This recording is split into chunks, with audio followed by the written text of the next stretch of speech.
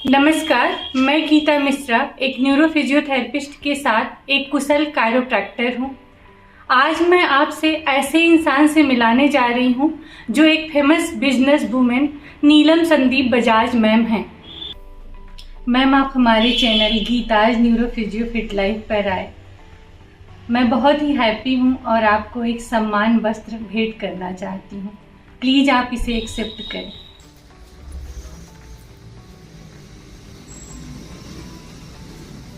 धन्यवाद। नमस्कार मैम, आज मैं बहुत हैप्पी हूँ कि आपने अपना कीमती टाइम हमारे चैनल गीताज न्यूरोफिजियो फिट लाइफ को दिया। नमस्कार गीता जी, आपका बहुत बहुत धन्यवाद अपने चैनल पे मुझे इनवाइट करने के लिए। Thank you very much ma'am का मारुति और हीरो का बहुत सारा ब्रांच है। मैम जिसको लुक आफ्टर करती हैं, समय के चक्र और जीवन में इन्होंने बहुत सारे उतार चढ़ाव देखे और ये कैंसर जैसी बीमारी से ग्रसित हो गई। आज हमारे प्रोग्राम का उद्देश्य है कि आप कैंसर से डरे नहीं, क्योंकि आम इंसान जैसे ही कैंसर शब्द सुनता है उसके रोंगटे खड़े हो जाते हैं। कैंसर से जो लड़ाई आपने लड़ी है वो मैंने देखी है। जो लोग नहीं देखे हैं उनके लिए मैं आपसे कुछ क्वेश्चन पूछना चाहती हूँ। अवश्य, जरूर पूछिए। आपको कैसे और कब पता चला कि आपको कैंसर है और आपका क्या रिएक्शन था? लास्ट ईयर 2022 में मुझे एक सिग्नल मिला स्पॉटिंग का, जिससे मुझे थोड़ा सा उस डायरेक्शन में लगा कि कुछ तो है। तो मैंने सब टेस्ट कराए और अल्टीमेटली वो डायग्नोज हुआ। बट ये माइंडसेट मेरा भी और डॉक्टर्स का भी यही था कि ये कन्फाइंड टू यूट्रस ही होगा, सिर्फ कहीं और नहीं होगा, तो इसलिए कुछ नहीं करना पड़ेगा। बट जब सर्जरी के बाद फिर से सारे टेस्ट होते हैं सारे ऑर्गन्स के, तो उसमें कीमो की और रेडिएशन की नेसेसिटी डॉक्टर्स को नज़र आई। तो मैक्स हॉस्पिटल दिल्ली में ही उनके ऑन्कोलॉजी डिपार्टमेंट में डॉक्टर हरीश चतुर्वेदी के अंडर में और फिर डॉक्टर चारू गर्ग के अंडर में रेडिएशन और डॉक्टर शिफाली के अंडर में मेरी कीमोथेरेपी हुई। और मेरी सर्जरी डॉक्टर कनिका मोदी बत्रा ने किया। All team of max hospital is very excellent, specially oncology department is a divine department.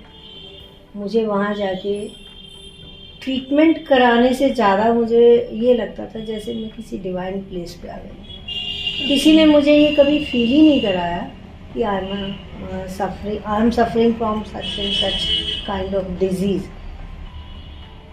Treatment की बात भी कोई वो बहुत ज़्यादा उससे नहीं करते थे, एम्फेसाइज करके नहीं करते थे, कि इस पर प्रेशर नहीं देते थे कि तकलीफ़ क्या है। वो उस ट्रीटमेंट को बस समझा देते थे और कहीं से भी किसी तरह का भी कोई फियर डेवलप नहीं करते थे। तो मेरे केस में डॉक्टर्स, मेरे फैमिली मेम्बर्स, उनका बहुत बड़ा रोल है। मतलब आप एज ए फ्रेंड वहाँ पे कैसा रहा सब कुछ आपका? हाउस कीपिंग से लेके और डॉक्टर हरीश चतुर्वेदी जो कि वहाँ के डायरेक्टर हैं, वहाँ तक की सारी टीम बहुत फ्रेंडली, बहुत ही हेल्पफुल है। तो वहाँ का एक्सपीरियंस में मुझे कोई दिक्कत नहीं आई। बाकी फिजिकल जो एलिमेंट था, जो रेडिएशन से रिलेटेड, जो कीमो से रिलेटेड जो भी प्रॉब्लम आती थी, वो उसको भी वो लोग पूरी कोशिश करते थे और बड़े ध्यान से सुनते थे आपकी बातें। हाँ जी, मेरी बात को वो, मेरी क्या, वो लगता है सभी पेशेंट की इसी तरह बहुत ध्यान से सुनते हैं। मतलब अगर वहाँ एक आम पेशेंट जाए तो भी इससे कोई फर्क नहीं पड़ता है कि पेशेंट कौन है, उसकी डिजीज़ क्या है और उसकी डिजीज़ को ट्रीटमेंट क्या चाहिए, उसकी कंप्लेंट क्या है, वो क्या सफ़र कर रहा है।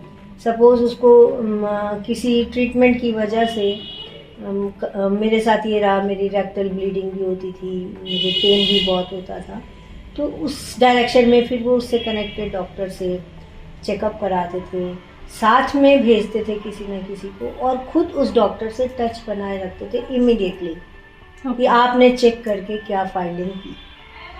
हमें वेट नहीं करना पड़ता था कि अब इन डॉक्टर ने देखा है और फिर हमारी फाइंडिंग पता नहीं कल तक हमें ये चीज़ सफ़र करनी है।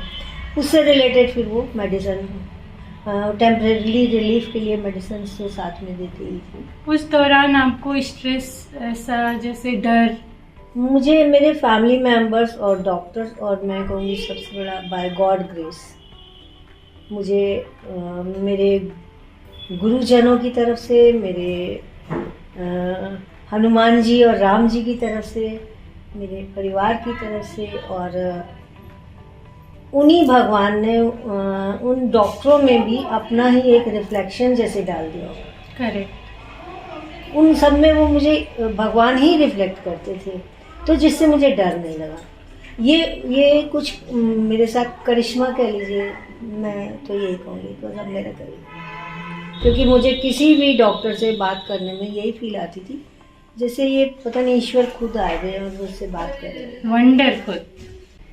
मैम, मेरा सेकंड क्वेश्चन है, इस बीमारी में आप और आपके परिवार ने वो समय कैसे बिताया? ये बहुत ही आपका जो प्रश्न है ना बहुत इम्पोर्टेंट है आज के समाज के लिए, आज के परिवारों के लिए, और स्पेशली इस बीमारी से गुजरने वाले पेशेंट्स के लिए। मैं कहूँगी इसमें परिवार का, डॉक्टर्स का तो रोल मैंने आपको बता ही दिया, परिवार का बहुत बड़ा रोल है। मेरे परिवार के चेहरे पे मुझे कभी नज़र नहीं आया कि मैं किसी बड़ी बीमारी से जूझ रही हूँ। ये ट्रीटमेंट होगा, आप ठीक हो जाएंगी। आपके फैमिली में जितने लोग, सब लोग ये कहते थे, तो ये ट्रीटमेंट होगा और आप ठीक हो जाएंगी। इससे क्या होता है? ट्रीटमेंट तो सब चीज़ का होता है। जैसे कि और किसी ने, एक तो होता है मुंह से कहना, गीता जी सबसे बढ़िया बात थी कि किसी के चेहरे पे मुझे ये नज़र नहीं आया कि मैं कुछ डिफरेंट चीज़ से कैप्चर हो गई हूँ, किसी बीमारी ने मुझे ग्रसित कर लिया है, ऐसा मुझे कभी फील नहीं हुआ। इसको ईश्वर की अपार कृपा ही कहूँगी, जो मेरे बच्चों के रूप में, मेरे बेटे, मेरी बहुएँ, मेरे ग्रैंड चिल्ड्रन, सब में मुझे वो भगवान ने जैसे अपना कुछ ऐसा उस समय डाल दिया था कि मुझे किसी किस्म का डर नहीं लगा। और फिर मुझे सबसे जो बढ़िया थॉट आता था वो ये आता था कि इस संसार से जाना तो सभी को है। और then I was 67, now I am 68 years. और आफ्टर 60 ईयर जो भी सर्वाइवल होता है उसमें कोई ना कोई बॉडी में तकलीफ तो आती है। बिना तकलीफ के 65 ईयर्स के बाद ऐसा नहीं होता कि एकदम फिट लाइफ चले। तो कुछ तकलीफ़ों का नाम छोटा होता है और कुछ तकलीफ़ों का नाम बड़ा लगता है। yes. इसका नाम बड़ा है, ये भी जनरल एक इलनेस। कोई किसी इलनेस से जाता है, कोई ये किसी इलनेस से जाता है। अगर मुझे इस इलनेस से जाना होगा तो कोई बात नहीं, और किसी दूसरी इलनेस से जाना होता तो भी तो मैं जाती। मुझे जाना तो है, I have to leave this world. तो why to worry about the disease, about the name of disease. जैसे कि बहुत सारी भ्रांतियां हैं कि ये छुआछूत से हो जाता है। तो ग्रैंडसन 1.5 ईयर का था ना, मुझे घर में किसी ने ऐसा फील नहीं दिया। वो मैं जब लखनऊ आती थी दिल्ली से, तो ऑल द टाइम वो मेरी ही लैप में रहता था और सभी बच्चे मुझसे हगिंग भी करते थे, प्यार भी करते थे। किसी भी फैमिली मेम्बर ने बस एक चीज़ का मेरे को था कि मेरी हेल्थ ये अलाउ नहीं करती थी कि मैं फ़ोन कॉल्स बहुत अटेंड करूं। मैसेज अटेंड कर लेती थी, बट किसी को कॉल करने का या किसी से बात करने का मन नहीं होता था। शायद ये भी ईश्वर ने इसलिए किया होगा कि कहीं कोई पूछने वाला कोई मुझे नेगेटिविटी ना डाल दे। I think so. ओके, मैं एज ए न्यूरोफिजियोथेरेपिस्ट एक आम इंसान को बताना चाहूँगी कि कैंसर छुआछूत की बीमारी नहीं है। मैं आपसे थर्ड क्वेश्चन करूँगी, क्या आपको डर लगता है कि यह बीमारी दोबारा ना आ जाए? थोड़ा सा थॉट आता है कि हर टेस्ट से पहले, अभी तो हर 3 महीने बाद टेस्ट होता है कि कभी भी आ सकती है, बट उसके लिए कुछ कर तो नहीं सकते ना। देन मैं उसको हटा देती हूँ। ठीक है, जो होना होगा होगा। वो तो कोई भी बीमारी होती है। सपोज किसी को पल्मोनरी डिजीज़ होती है, लंग्स इन्फेक्शन होता है, किसी को किडनी की प्रॉब्लम होती है, वो डायलिसिस पे होते हैं, किसी को पैंक्रियाज की प्रॉब्लम होती है, तो उनकी भी तो परमानेंट क्योर नहीं होती ना। तो वाई फॉर कैंसर, हम कैंसर के लिए गारंटी क्यों मान के बैठ जाएं? इवन किसी का स्टंट भी पड़ता है तो भी 2-3 साल बाद उसको कभी कभी हार्ट अटैक आ जाता है। आपके पूरे जो समरी है इसका कहने का ये है कि कोई भी बीमारी हो तो बीमारी बड़ा नहीं है, हम जैसे हम उसको कैसे लेते हैं। ओके, यस बिल्कुल आप ठीक कह रही हैं कि बीमारियां कोई भी छोटी बड़ी नहीं होती, और कभी कभी छोटी बीमारी भी बहुत फैटल रूप ले लेती है, जानलेवा रूप ले लेती है, और उसका नाम फेमस नहीं होता। अब इस बीमारी का चूँकि बहुत पहले से बहुत अच्छे ट्रीटमेंट नहीं थे, तो इसलिए शुरू से इसका जो एक इम्प्रेशन पड़ गया ना, लोग डरने लगे, ट्रीटमेंट उतने सक्सेसफुल नहीं थे। अब आज के टाइम पे ट्रीटमेंट बहुत अच्छे हैं, लॉन्गेविटी बढ़ाते हैं। अगर दोबारा बीमारी आती भी है 4-5 साल बाद या 3 साल बाद या 2 साल बाद, उसके बाद भी फिर से वो कीमोथेरेपी करते हैं। ऐसा नहीं है कि फिर पेशेंट को छोड़ देते हैं ऐसे। मैंने वहाँ देखे मैथ्स में ऐसे भी थे जिनको 3-4 साल बाद रिकरेंस हुआ और वो फिर से कीमो करा रहे हैं, and they are very happy. तो डिपेंड करता है डॉक्टर कैसे ले रहे हैं और फैमिली वाले कैसे ले रहे हैं, और सबसे ज़्यादा उस चीज़ का पेशेंट पे। मैं तो पेशेंट ही नहीं कहती खुद को, मुझे बहुत बुरा लगता है अगर कोई मुझे पेशेंट कहता है। ये तो बहुत अच्छा लग रहा है। मैं खुद को पेशेंट ही नहीं मानती हूँ। ये बहुत I am not a patient, yes, something is wrong inside my body, correct, हाँ, which has been removed. I agree, now I am not a patient, yes, I am a person like you, like other people. मेरा आपसे चौथा question ये है, आप हमेशा से एक कर्मठ महिला रही हैं और मुझे पूरा यकीन है कि आप अभी भी कुछ न कुछ करते रहना चाहते हैं, तो अब आपका क्या सपना है? मैम, सपने तो बहुत सारे हैं।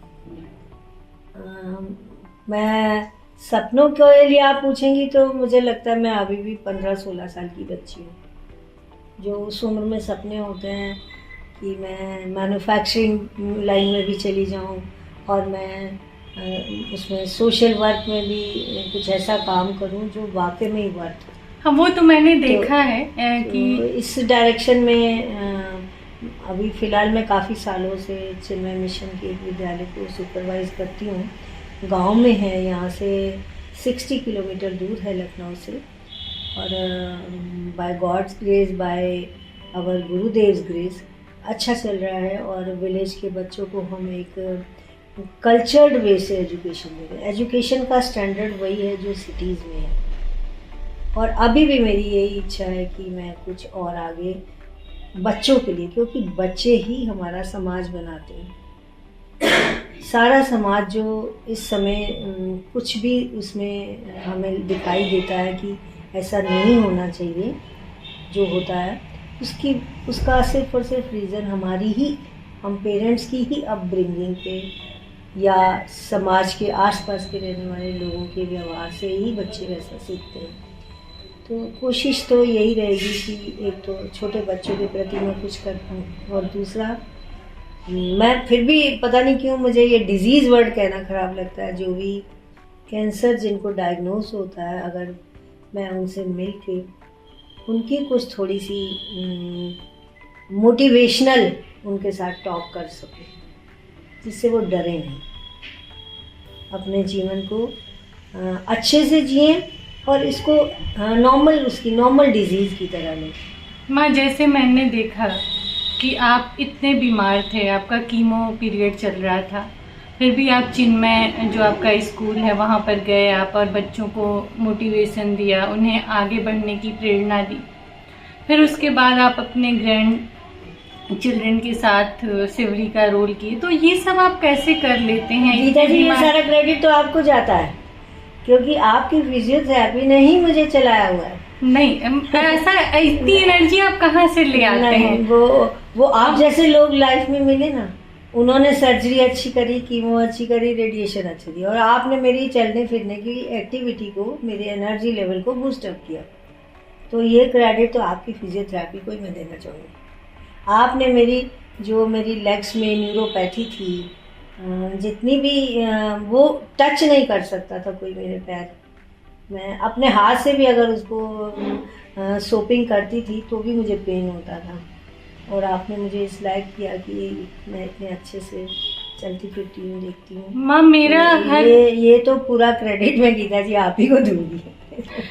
मैम मेरा हर पेशेंट को लेकर के ये हमेशा गोल रहता है कि मैं कोई भी नई चीज़ें हैं उसको सीखूं और अपने पेशेंट पे अप्लाई करूं और फिर देखूं कि उसका क्या रिजल्ट आ रहा है। तो मेरा ये हमेशा रहा है और मैं पूरी कोशिश कर रही हूँ कि मैं और भी अच्छा आप लोग सबके सपोर्ट से करूँ।